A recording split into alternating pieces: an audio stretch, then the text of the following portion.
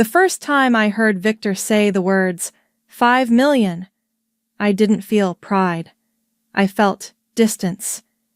He stood at the front of the boardroom, gesturing toward a slide that bore my work, my structure, my numbers, presented in a tone that made it all sound like a lucky break. "The project closed at 5 million, he announced, like he had personally signed the deal with his own hands. Applause followed. Wide smiles, approving nods, congratulatory murmurs. No one looked in my direction. No one said my name, but I was the one who had built the entire thing from the ground up. 11 months of work, dozens of late-night calls, a prototype sprint that nearly derailed twice, and a series of client interventions that only held because I had been the one holding them. I didn't expect a trophy. I didn't need a headline, but I did expect something. A moment, a sentence, a single line of recognition. Instead, Victor closed his presentation by gesturing to someone sitting 2 seats from him. "And moving forward, the client will be under the strategic guidance of Eva Lansing, our newly appointed Director of Growth Integration." Eva smiled. Composed. Perfect. Her promotion had never been mentioned to me. Her role on the project had been non-existent. She hadn't been in the first 6 months of planning. She wasn't in the room when we restructured the financial model. She wasn't on the call when Core Unity nearly backed out over a compliance issue. But here she was now, named as the new lead, introduced as if she had carried the weight. I didn't flinch. I didn't ask for clarification. I simply placed my pen back in my notebook and folded my hands. Because I knew what this was. It wasn't a mistake. It was a rewrite. Clean. Surgical. Performed without acknowledgement so that there would be no moment to push back against. That's how quiet erasure works. Not through attack, but through omission. The meeting ended. People filed out, still buzzing with numbers and momentum. Victor shook hands like a man who'd just scored a win. Eva stayed close, smiling without speaking, as though proximity might make the illusion stick. I walked back to my office, alone. No one followed. No one asked how I felt. I sat down, stared at the project folder on my desktop, and let the silence settle in. Then, slowly, I opened the compensation framework I'd signed nearly 2 years earlier. Clause 6.3, profit-based incentive eligibility for strategic leads of closed projects exceeding $2.5 million, subject to final approval. Strategic lead, closed project, 5 million. I met every condition. The incentive wasn't a gift. It was contractual, earned. But Victor hadn't brought it up. No email, no memo, not even a discussion. And I knew why. If they could shift the narrative fast enough, if they could promote Eva as the public face quickly enough, they could reframe the entire project as team-based. No lead, no bonus, no recognition. Just quiet dilution. I closed the document. Not because I gave up, but because I understood that this wasn't just about money. It was about authorship. They wanted the deal, the praise, the prestige, but they didn't want the memory of who made it possible. I wasn't just being cut out of a bonus. I was being cut out of the story. I didn't ask questions. I didn't write an email. I didn't walk into Victor's office demanding an explanation, because this wasn't a misunderstanding. It was an orchestration, and I knew better than to interrupt a performance still in motion. Instead, I stayed exactly where they left me, silent, steady, invisible, and I started watching, not with resentment, but with intent.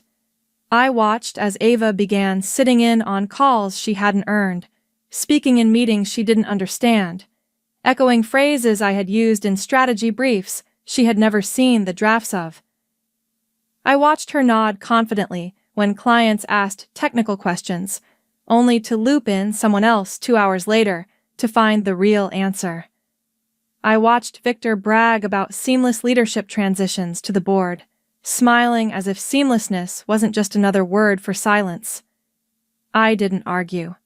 I built a folder, quietly, methodically. I compiled email threads, proposal drafts, meeting recordings, everything with my name, my timestamp, my delivery. Not to weaponize, just to document. Because when the narrative starts shifting, memory becomes unreliable, but records don't lie. 1 week later, a small sign arrived. An unexpected one. Procurement reached out, not to me, but to the general strategy inbox, with a request for a breakdown of how implementation budgets had been allocated. Eva forwarded it to me with a simple note. "Not sure where this is stored. Can you help?" I replied with the spreadsheet and said nothing more. She didn't thank me. She never did, but I could feel the hesitation in her tone. She was beginning to realize what I already knew. It's easy to inherit the title, harder to carry the weight. Still, I remained silent. I didn't loop in HR. I didn't CC leadership. I let them play out their version of the story, because the deeper they believed it, the more they built on unstable ground. And when it cracked, I wanted no one to question where I had been standing. One evening, as I was leaving late, I passed by a glass meeting room. Eva was inside, mid-call, attempting to walk a client through a decision tree I had written.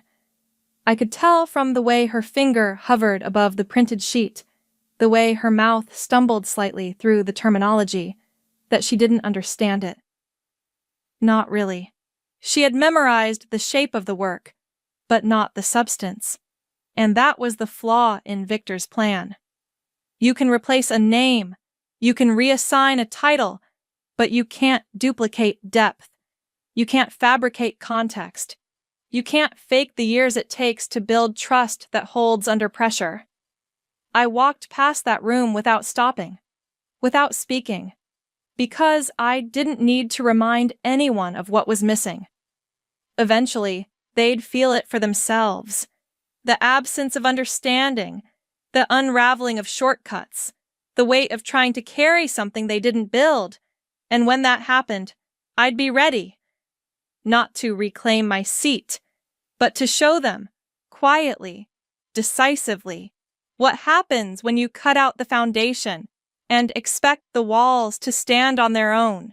I arrived earlier than usual, not to make a point, but to make space, for thought, for structure, for quiet strategy. By the time the office lights flickered fully awake, I was already at my desk, sorting through 6 months' worth of records.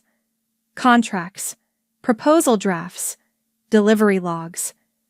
I opened my folders, cross-referenced timestamps, and began building what I hadn't been asked to submit. A complete account of everything I had touched, led, or resolved in the Greenspring Initiative. I didn't plan to present it. Not yet. But I needed to remind myself, without emotion, of the truth. I hadn't just been involved. I had built the entire arc from inception to close. What they were now calling a collective effort had been nothing short of authored leadership.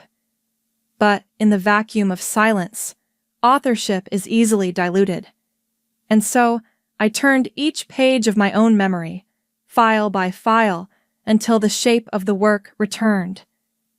Meanwhile, in the open space outside my office, the narrative continued. Eva had started joining more client calls, often with Victor's assistant looping her in last minute. She copied me occasionally, rarely with context. Her tone in emails shifted subtly, less deferential, more declarative, as if by saying the words with enough confidence, she could own the meaning behind them. I didn't correct her.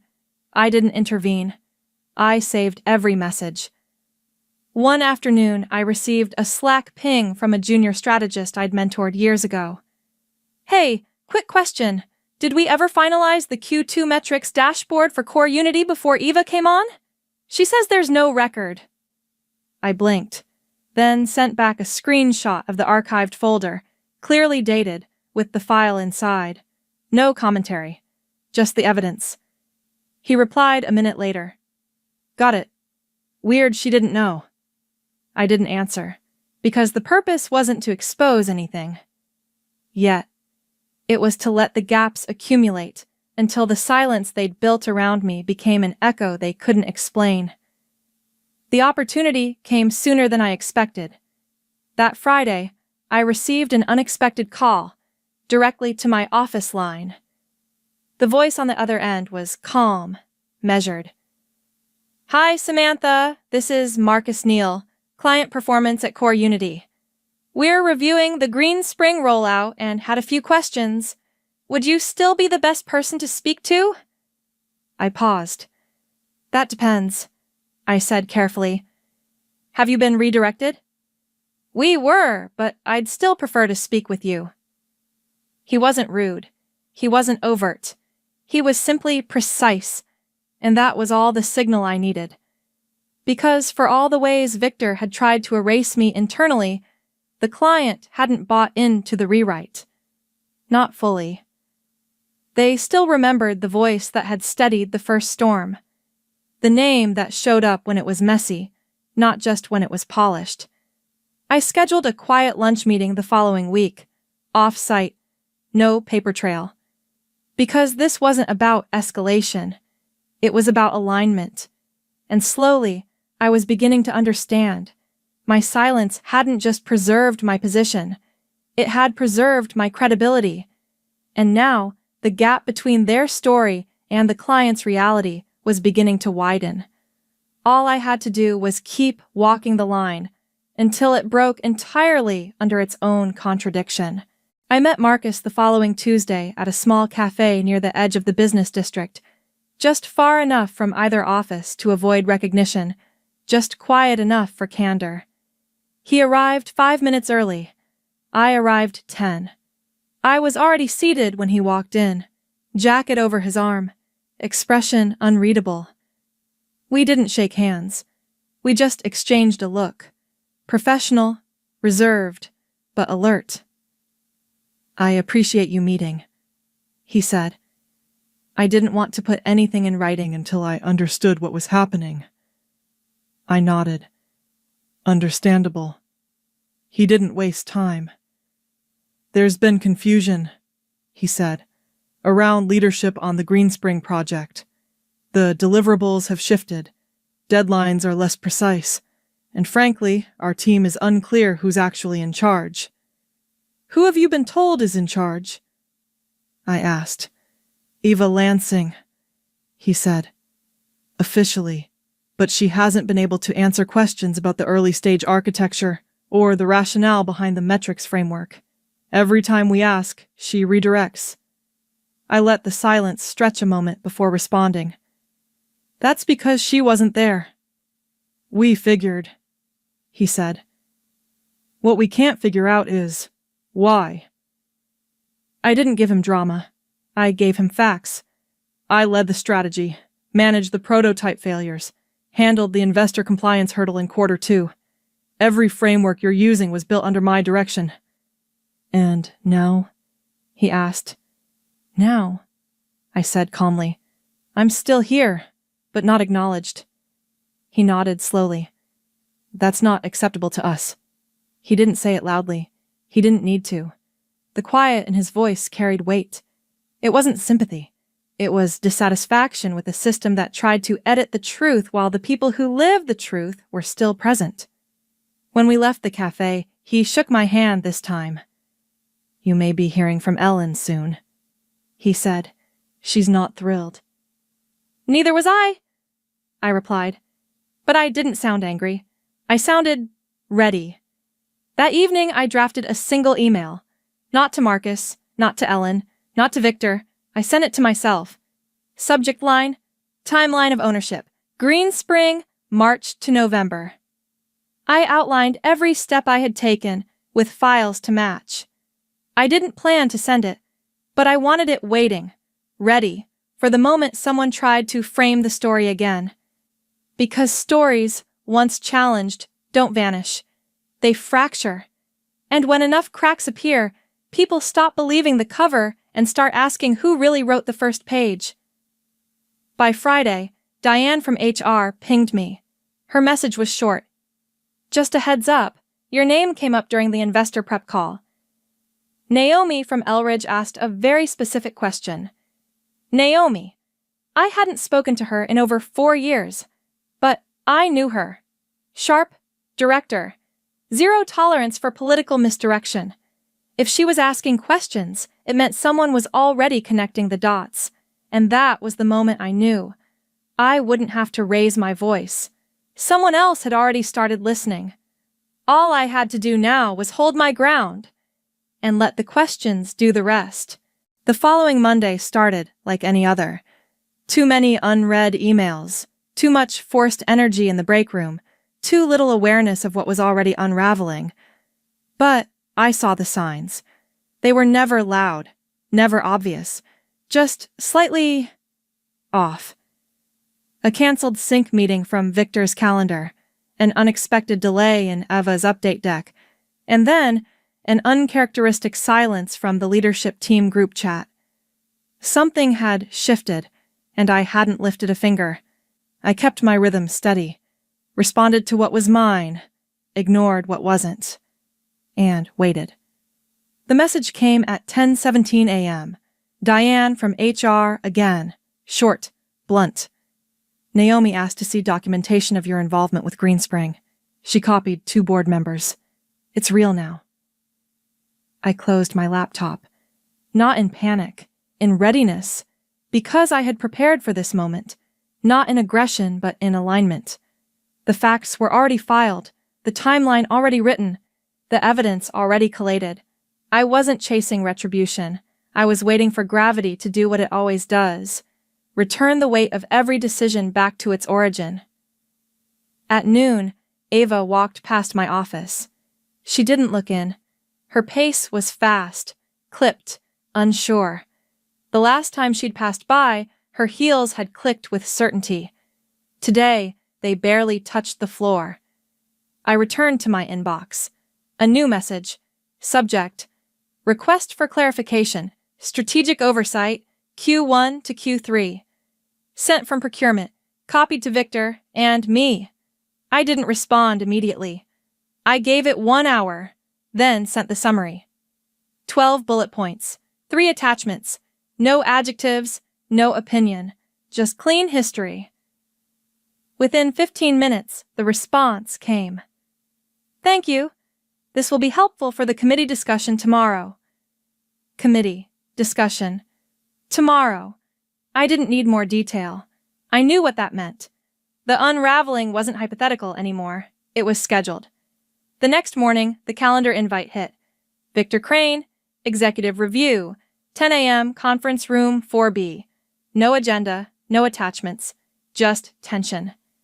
At 9:58, I arrived. On time, not early, not eager, just present. Victor was already there. Tie slightly askew, face tight. Eva sat to the side, silent, eyes on the floor. 3 board members were seated. One of them, Naomi. She didn't smile. She didn't need to. Samantha, she began, we'd like to walk through the strategic timeline of Greenspring, including your documented contributions. I opened my folder, calm, prepared, and handed it over. Everything's in there, I said. If anything's missing, let me know. I can provide the originals. The room fell quiet. Pages turned, heads nodded. Not because I had made a point, but because the point had made itself. Victor cleared his throat. There were many people involved. It's been a fluid structure. A structure? Naomi said flatly. Built on someone else's work. Without acknowledgement, without accuracy. He looked down. Eva still hadn't spoken. I didn't gloat. I didn't lean in. I just waited. Because this was never about revenge. It was about gravity. And now it was doing exactly what I knew it would. Victor shifted in his chair, hands folded a little too tightly, as if the pressure might hold his narrative together a bit longer. In hindsight, he said slowly, Perhaps the transition wasn't handled with full clarity, but the intention. Naomi cut him off, not unkindly, but with precision. We're not here to evaluate intention. We're here to reconcile facts. She turned to the final page of my documentation and tapped the client signature timestamp. This was the closing document, yes? Victor nodded. And who was the client liaison listed at the time? Silence. Then a quiet reply. Samantha. Thank you, she said, as if that answered more than the question itself. Eva, still silent, shifted uncomfortably. Her posture had collapsed into itself. Her polished poise now looked like something borrowed that no longer fit. One of the other board members cleared his throat. Ms. Rhodes, he said, addressing me directly. In light of this, would you consider rejoining the project as strategic lead? Officially? I took a breath.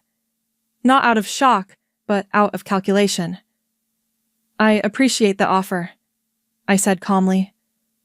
But I've already been approached by Core Unity to advise them directly. That's the relationship I'm choosing to honor. A long pause filled the room, not with awkwardness, but gravity. That said, I continued, I'm open to supporting the transition, on my terms, because I care about the integrity of the work more than the politics around it. Victor looked down. Eva didn't look at anyone. Naomi simply nodded. Understood. I stood, not abruptly, not defiantly, just decisively, and left the room with my name intact, no longer in question, no longer shadowed by silence. Word spread faster than expected. By the afternoon, 3 different teams had forwarded me quiet messages of support. A junior analyst I barely knew slipped a post-it under my door. It read, "Thank you for not disappearing." That night, I sat at my kitchen table, staring at the welcome folder from Core Unity. My name printed cleanly on top. No title, no qualifiers, just mine. It felt earned, not gifted, solid, not symbolic. Meanwhile, back at Norview, the unraveling continued. Procurement paused 2 pipeline initiatives. Compliance requested an internal audit of project handovers, and HR updated 2 role descriptions, one of them without a name attached anymore. I didn't smile, I didn't toast, I just exhaled, because this wasn't about them losing, it was about the truth finally having room to stand upright. They had tried to remove me from the frame, but all they had done was expose how much of the picture I had held together. Not with noise, not with power plays, but with quiet, steady, undeniable presence. And now, that presence had left the building, with the only part they couldn't replace, the trust. It didn't happen in a single moment. There was no dramatic announcement, no slamming doors, no names crossed out on walls. Just a slow withdrawal, first of confidence, then of coherence. Within a week of the executive review, procurement froze all large-scale client presentations pending alignment reviews, a harmless-sounding delay, but those of us who understood the system knew exactly what it meant. No one trusted what was being presented anymore. And it wasn't just a leadership issue. It was structural. Eva's name was quietly removed from the company newsletter. Her title disappeared from the org chart. When people asked where she was, the answers got vaguer by the day. Out sick. Working remotely. Between roles. But I knew. She hadn't left the building yet, but she had already been erased from its language. Meanwhile, Victor tried to maintain control. He scheduled a vision alignment town hall, opened it with energy that didn't reach his eyes, and spoke about the need to adapt in times of change. It was full of familiar phrases, agility, innovation, stakeholder synergy, but none of it landed. Because everyone in that room had watched what happened when the company chose image over substance and style over stewardship. They had seen what happens when you remove the architect and ask the blueprint to hold itself up. I wasn't in that town hall. I didn't need to be. My absence was its own presence now. By Thursday, the client sent their own signal. Core Unity released a press statement announcing the creation of a new advisory division focused on sustainable scaling, and listed me as the lead consultant. My name. Not my company, not my former title. Just me. The ripple was immediate. Slack channels lit up. Former colleagues sent vague congratulations that read more like apologies. And in the executive suite, the silence thickened. I didn't respond. I didn't clarify. I didn't correct. I just continued doing the work, now with a different email address, a different contract, and a level of clarity no organizational restructure could take away. That weekend, Diane messaged again. Victor's walking a line, the board's watching him closely. I replied with 2 words. Let them. Because it was no longer my burden to interpret the consequences. It was his turn to explain. The following Monday, I passed by Norview's lobby on my way to a nearby client lunch. A familiar face at reception did a double take. You visiting? They asked. I smiled. Not anymore. Because I wasn't returning. I wasn't circling back. I wasn't waiting to be called. I had already stepped into something that no longer needed the old narrative to justify its place. The collapse was happening, and for once, I wasn't the one holding it up. By midweek, it became official. Victor was placed under review by the board, pending a formal inquiry into project oversight, client satisfaction decline, and internal misrepresentation. The language was careful, neutral, distant. But everyone knew what it meant. He had lost control, not because of one decision, but because of a pattern that finally caught up to him. Ava resigned the next day. A short message on LinkedIn. Grateful for the experience, looking ahead to new opportunities. No comment section, no endorsements. Just a post that hung in digital air, like a door closing without a sound. Inside Norview, the unraveling continued. Client renewals were suddenly paused for review. Q4 forecasts were revised downward. The people who had once championed Victor's direction now began stepping back, speaking more softly, using phrases like, "We didn't have full visibility," and "there were communication breakdowns." The irony wasn't lost on me. Visibility had never been the problem. It was willful blindness. The kind that dismisses quiet strength because it doesn't demand the room's attention. And now, in that quiet, the collapse had taken shape. But I wasn't watching with satisfaction. I was working, on calls with Core Unity, in rooms where decisions were no longer filtered through layers of hierarchy, with teams who valued clarity over hierarchy, competence over charisma. I wasn't trying to prove anything anymore. I was simply building forward. One afternoon, I received a call from a former colleague. He sounded hesitant, careful. Hey, just wanted to say what you did, how you handled it. It taught me a lot. Thank you, I said. And I meant it, because those moments mattered more than any public vindication. Later that day, I passed by the building one last time. Not on purpose. It was just on the way to another meeting. But I paused across the street. The glass doors, the marble floors, the receptionist tapping quietly at the desk. It all looked the same. But it wasn't. Because the story they'd tried to control had already left the building. It was in the conversations happening in private DMS, in the shift in tone from clients, in the leadership memos now written with more caution, more humility, and in the new hires asking, "Who was Samantha Rhodes?" The answer was no longer up to them. It was out there now, in the way a system reorganized itself after trying to delete its center, in the way a client refused to be handed off, in the way silence turned into structure. As I walked away, I didn't look back.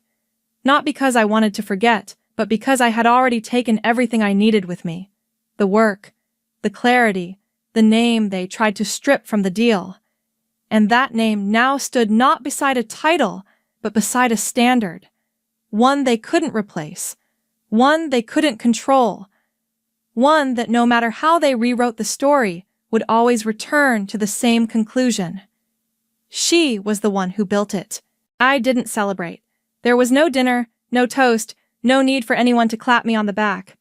What happened wasn't a victory. It was a return to alignment. And alignment doesn't feel loud. It feels steady. Core Unity made the offer official a week after the press release. I met with Ellen and Marcus in their new downtown office, this time not as a vendor, not as a fallback option, but as someone they trusted enough to shape their strategic infrastructure moving forward. The contract was straightforward. Independent consultant, full autonomy, direct access to the executive team, no intermediaries, no second guessing, no posturing, just trust.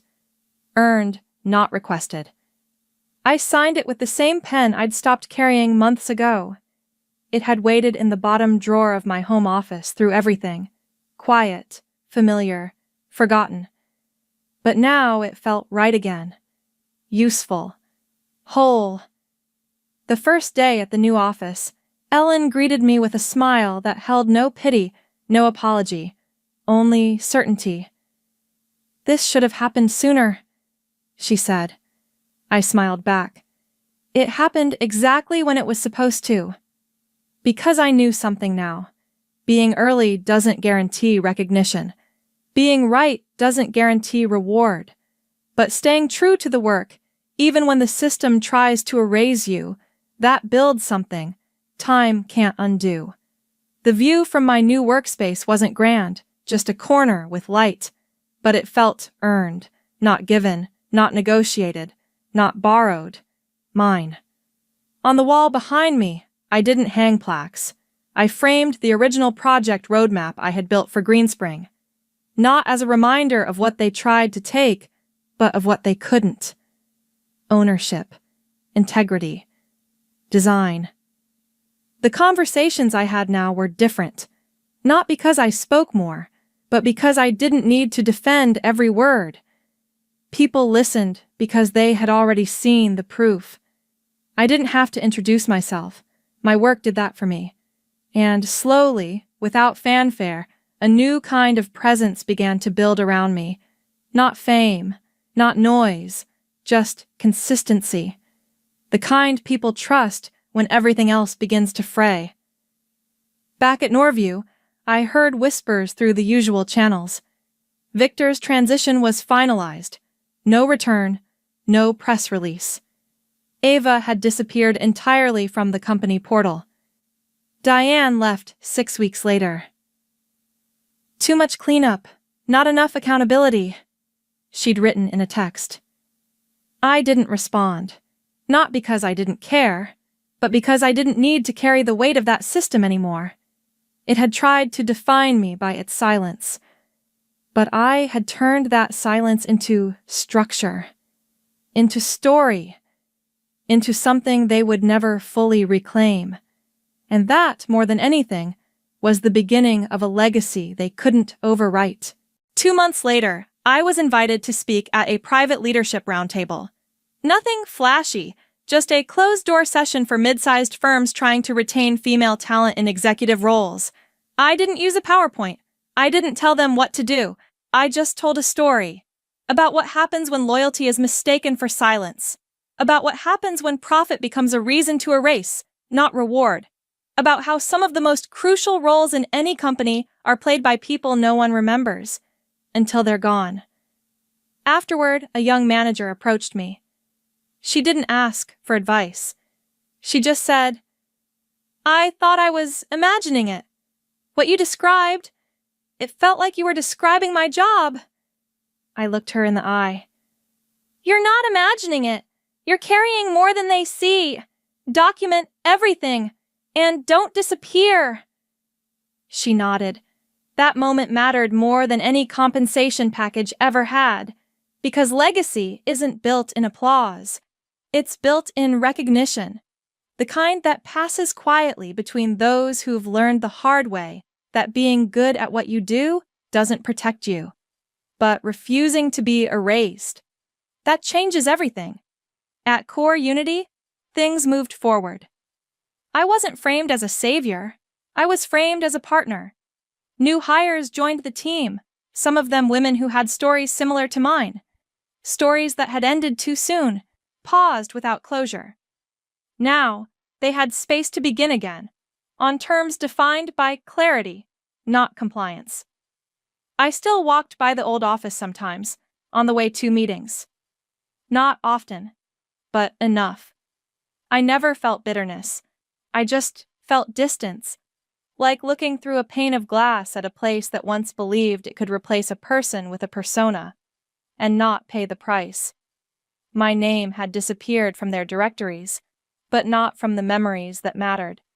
Clients remembered, colleagues remembered, even silence remembered. Because when people ask how I got here, I don't tell them about the betrayal. I tell them about the decision to keep showing up anyway, quietly, consistently, on my terms. The story wasn't about getting even, it was about getting clear. And in the end, that clarity did more than reclaim what was mine. It built something better, not a comeback. A beginning, one that no one else could rewrite.